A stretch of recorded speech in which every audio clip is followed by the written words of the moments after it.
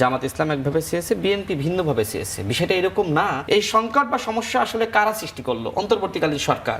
এবং সেই প্রস্তাব আমরাও করেছিলাম, কারণ আমরা বুঝতেছিলাম যে জাতীয় নির্বাচন নিয়ে এক ধরনের চক্রান্ত হচ্ছে।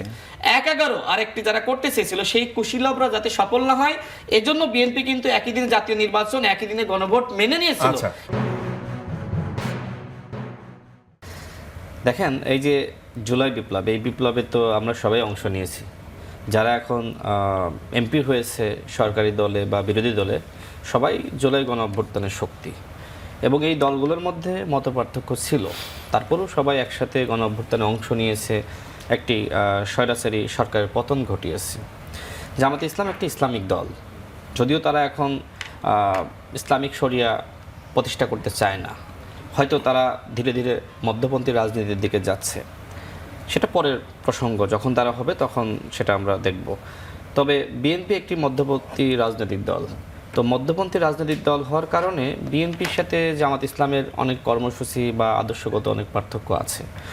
এই মত পার্থক্য আমরা জাতীয় ঐক্যমত্য কমিশনে দেখেছি যে ১৩৩টি অধ্যাদেশের কথা বলা হচ্ছে, এর মধ্যে ৯৮টি অধ্যাদেশ হুবহু এটা বিএনপি কিন্তু উত্থাপন করেছে সরকারের পক্ষ থেকে।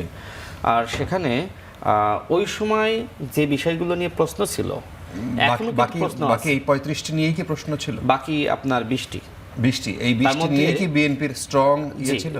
সেখানে নোট অফ ডিসেন্ট ছিল। বিষয়টা কিরকম? মনে করেন যে সরকার একভাবে চেয়েছে, জামাত ইসলাম একভাবে চেয়েছে, বিএনপি ভিন্নভাবে চেয়েছে। বিষয়টা এরকম না যে বিএনপিটা চাচ্ছে না, মানে বিএনপির সেখানে কিছু ভিন্ন মত ছিল এবং বিএনপি সেই অধ্যাদেশগুলোতে বিএনপি লিখে দিয়েছিল যে আমার এইটা প্রয়োজন।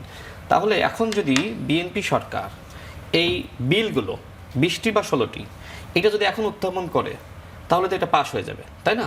তাহলে বিএনপির যে নোট অফ ডিসেন্ট ছিল সেটা কি আসলে কোনো ফাংশন করলো না? তাহলে কি করতে হবে? তাহলে অবশ্যই এই বিষয়গুলো নিয়ে আলোচনা করতে হবে। বিএনপির যেহেতু ভিন্নমত ছিল, সেই ভিন্নমত তো এখন যদি ১৩৩টি তারা পাশ করে, তাহলে ওই ভিন্নমত নিয়ে তো বিএনপি আর কাজ করতে পারবে না।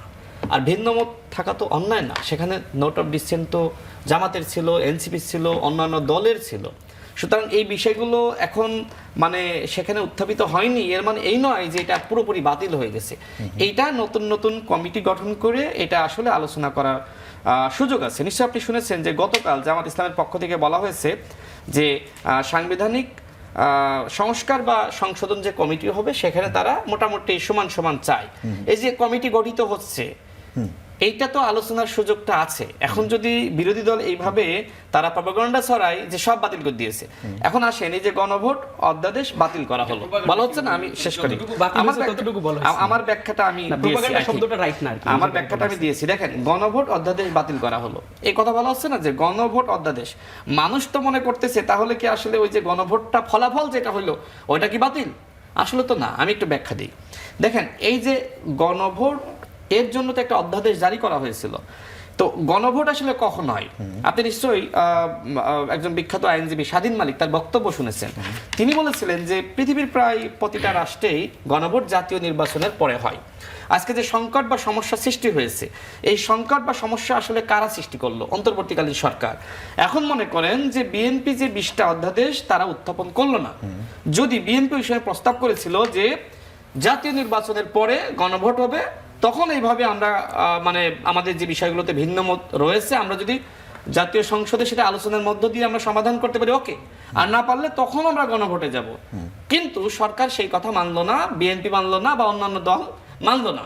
বাধ্য হয়ে বলা যায় তখন বিএনপি প্রস্তাব করলো ভিন্ন, যেহেতু জাতীয় নির্বাচনে চক্রান্ত ছিল। এবং এই চক্রান্তের কথা কিন্তু আসিফ মাহমুদ নিজেই বলেছে যে আমাদেরকে সেই ডিপ স্টেট বলেছিল যে আমাদের 29 সাল পর্যন্ত ক্ষমতায় থাকার জন্য। তো বিএনপি এটা জানতো যেটি চক্রান্ত বা ষড়যন্ত্র হতে পারে, যে কারণে বিএনপি তখন নির্বাচনটা কৌশলগতভাবে আদায় করার জন্য তারা কিন্তু একই দিনে গণভোট, একই দিনে জাতীয় নির্বাচনের প্রস্তাবটা তারা করলো। এবং সেই প্রস্তাব আমরাও করেছিলাম, কারণ আমরা বুঝতেছিলাম যে জাতীয় নির্বাচন নিয়ে এক ধরনের চক্রান্ত হচ্ছে। তো জাতীয় ঐক্যমত্য কমিশনে যে ভিন্নমতগুলো ছিল সেই ভিন্নমতগুলো এখনো রয়েছে, সেই ভিন্নমতগুলোর এখন সমাধান হতে হবে। এই জন্য কমিটি হতে পারে, আলোচনা হতে পারে, আলোচনার মধ্য দিয়ে এই বিষয়গুলো আবার সমাধান হতে পারে। আমি শেষ করি একটু। এই যে গণভোটের যে ফলাফল সেটা তো রয়ে গেছে, তাই না? বিএনপি মনে করেন যে তারা সংস্কারের 100টা প্রস্তাবনার মধ্যে 8টা তারা 80টি তারা মেনে নিয়েছিল, তাহলে বাকি 20টা, এই 20টা নিয়ে আলোচনা হতে হবে। তো সেই আলোচনাকে আপনি বিএনপিকে করতে দিবেন না? ওই সময় তো বিএনপি সহ কয়েকটা দল তারা তো কিছু ভিন্ন মত দিয়েছিল, কিন্তু অন্তর্বর্তীকালীন সরকার পরবর্তীতে প্রতারণা কিভাবে করলো দেখেন।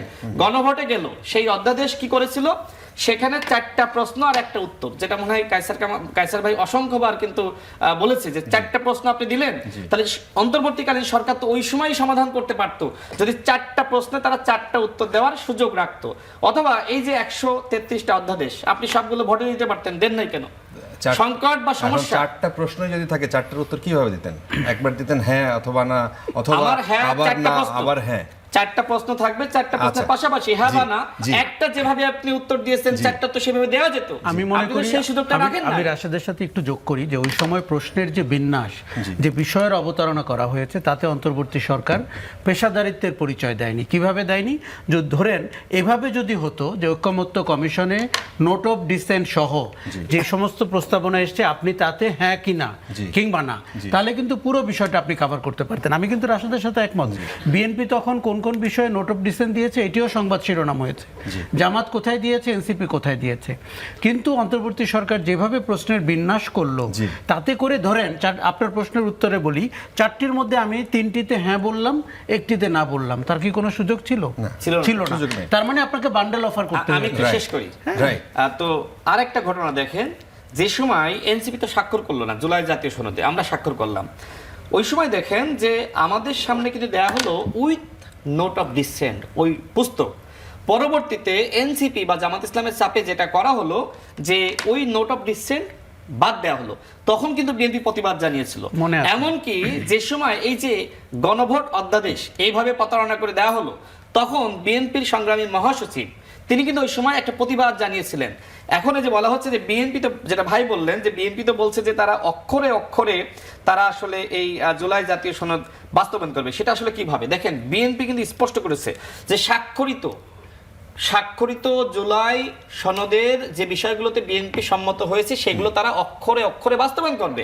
এখন আপনি যে স্বাক্ষরিত, যেটা নোট অফ ডিসেন্ট সহ, এই স্বাক্ষরিত শব্দ আপনি বাদ দিয়ে দিচ্ছেন। অর্থাৎ বিএনপি নির্বাচনের আগেও যে কথাগুলো বলেছিল এখনো সেই কথাগুলো বলছে। মূলত যারা এখন অপোজিশনে রয়েছে তারা তো তাদের প্রতিষ্ঠা করবে, তাই না? সুতরাং তাদের কাজই তো আসলে মানুষকে বিভ্রান্ত করা, তাদের যুক্তি পাল্টা যুক্তি এগুলো জনসম্মুখে তুলে ধরা। এখন ওই সময় যদি সরকার বা ঐকমত্য কমিশন এই যে প্রতারণা এগুলো না করতো, তারা যদি সমাধান করত, তাহলে আজকে এই নতুন বাংলাদেশের নতুন সংসদে এসে এই বিতর্ক, এই সংকট, এই সমস্যাগুলো আমাদের দেখতে হতো না। আমরা যে প্রত্যাশা করি, কিন্তু ঐকমত্য কমিশন কথা বলছেন আজকে যে তারা প্রতারণা করেছে, তারাই কিন্তু এই বিএনপির এই পরামর্শ নিয়েই তারা সেই সময় বলেছে যে বিএনপির পরামর্শ নিয়েই এই গণভোটের আয়োজনটা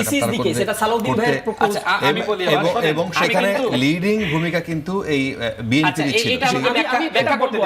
আমি ব্যাখ্যা করি। আমি তো সেখানে ছিলাম, সুতরাং আমি তো বিষয়টা জানি। সেখানে তো এই প্রস্তাবনাগুলো আমরাই দিয়েছিলাম, 9টা দল, সেখানে এনসিপি ছিল 9টা বা 8টা। আমরা বসেছিলাম যে এই যে জামাত এবং বিএনপির একটা মুখোমুখি অবস্থান, আমি তো ওই সময় গণ অধিকার পরিষদের সাধারণ সম্পাদক, করণীয় কি? তখন আমরা মূলত বিএনপির সাথে আলাদাভাবে বসেছিলাম, এমনকি জুনায়েদ সাকিব ভাই সেই সময় কিন্তু প্রস্তাবনা রেখেছিল যে আমরা জামাতের সাথে এবং বিএনপির সাথে আলাদা করে একটু আমরা বসি। তো সেই ধারাবাহিকতায় আমরা কিন্তু ওইটা পারমিশন নিয়ে নিয়েছিলাম। এমনকি আলী রিয়াজ স্যার আমাদেরকে বলেছিল যে আপনারা বসেন, নিজেরা একটু বসেন। তখন আমরা বসে বিএনপিকে বলি যে এখন যদি একই দিনে গণভোট বা একই দিনে জাতীয় নির্বাচনটা না হয়, তাহলে তো আসলে জামাত বা এনসিপি বা অন্যান্য দল নির্বাচনে আসবে না। তো বিএনপি সহ কয়েকটি দল এককভাবে নির্বাচনে গেল, সে আগের মতো হয়ে গেল, সে আওয়ামী লীগের মতো।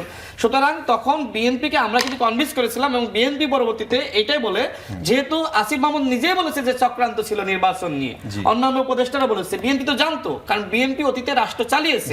সুতরাং সেই চক্রান্ত যাতে কোনোভাবে বা সেই 1-11 আরেকটি যারা করতে চেয়েছিল সেই কুশীলবরা যাতে সফল না হয়, এজন্য বিএনপি কিন্তু একই দিনে জাতীয় নির্বাচন, একই দিনে গণভোট মেনে নিয়েছিল।